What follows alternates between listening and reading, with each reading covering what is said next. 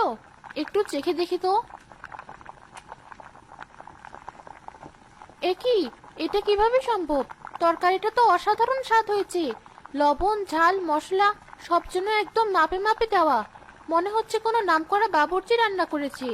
আমি তো এত ভালো রান্না কোনোদিন করিনি। সুমি, কি রান্না করেছো আজকে? অবিশ্বাস্য! কোনো রেস্টুরেন্ট থেকে আনলে নাকি? সত্যি করে বলো। আরে না, আমি রান্না করেছি। হয়তো এবারের হাওয়াতে আমার রান্নার হাত ভালো হয়ে গেছে। তাই যদি হয়, তাহলে এই বাড়ি আমরা আর কোনোদিন ছাড়ছি না।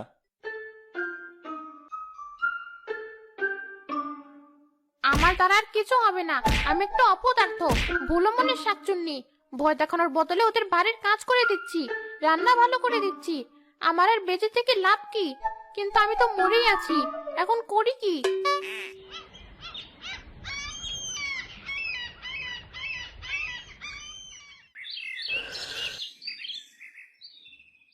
তোমরা এখানে নতুন এসেছো বাবা?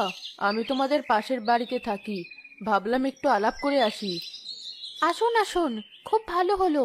আমরাও ভাবছিলাম প্রতিবেশীদের সাথে পরিচিত হব। বসুন। তা বাবা, বাড়িটা তো কিনলে ভালো কথা, কিন্তু এই বাড়ি কেনার আগে একবার গ্রামের মানুষের সাথে কথা বলতে পারতে। কেন, কোনো সমস্যা? সমস্যা মানে বিরাট সমস্যা। তোমরা জানো না এই গাছে এক ভয়ঙ্কর শাকচুন্নি থাকে? সেই গাছের পাহারাদার। আজ পর্যন্ত এই বাড়িতে কেউ টিকতে পারেনি।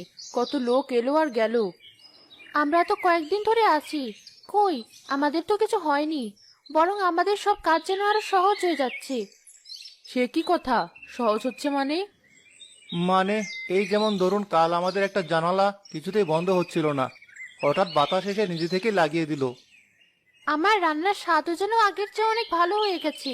সর্বনাশ! এ তো দেখছি নতুন উৎপাত শুরু করেছে। তোমাদের উপর মায়া পড়ে গেল নাকি ওর? নাকি কোনো বড় ঝড়ের আগের লক্ষণ এসব? বাবা, তোমরা সাবধানে থেকো। রাতের বেলা একা একা বাইরে বের হইও না। আর গাছটার দিকে বেশি তাকাবে না, ওর নজর ভালো না। আচ্ছা, ঠিক আছে, আমরা সাবধানে থাকবো। দেখলে তো, গ্রামের লোকেরা কত কি বিশ্বাস করে। বেচারা গাছটাকে সবাই মিলে বদনাম দিয়ে রেখেছে। সুমি, একেবারে উড়িয়ে দিও না। যা যা ঘটেছে সেগুলো কিন্তু স্বাভাবিক নয়। আমারও কেমন যেন খটকা লাগছে।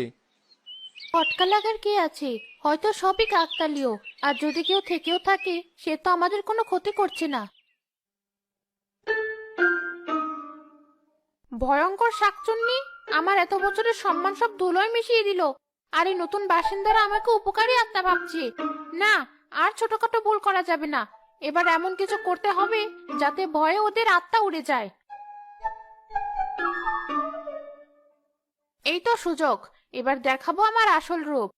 শাকচুনি বাড়ির ভেতরে প্রবেশ করে। সে ঠিক করে পুরো ঘর লণ্ডভণ্ড করে ফেলবে। ওলট পালট, সব ওলট পালট। ঘরদোর হোক ঝকঝকে। কিন্তু জঞ্জাল বলতে গিয়ে সে বলে ফেলে ঝকঝকে। সাথে সাথে একটা দমকা হাওয়া ঘরের মধ্যে ঘুরতে শুরু করে। আরিফের শার্ট, সুমির শাড়ি নিজে থেকে ভাঁজ হয়ে আলমারিতে ঢুকে যায়। এমনকি ঘরের কোনায় জমে থাকা মাকড়সার জালও পরিষ্কার হয়ে যায়।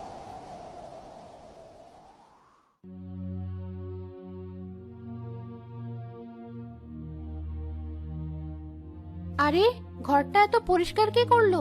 আমরা তো যাওয়ার সময় সব অগোছালো ছিল।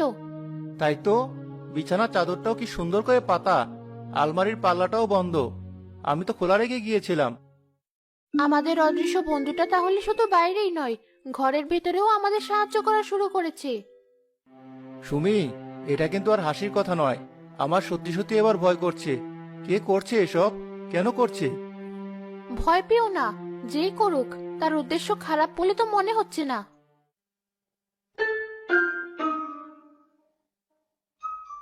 আমি শেষ। ভূত থেকে কাজের লোক হয়ে গেছি। এর চেয়ে লজ্জার আর কি হতে পারে? আমাকে এই বাড়ি ছাড়তেই হবে। কিন্তু আমার স্বামীর আত্মাকে দেওয়া কথা। আমি এই গাছ ছেড়ে কিভাবে যাব?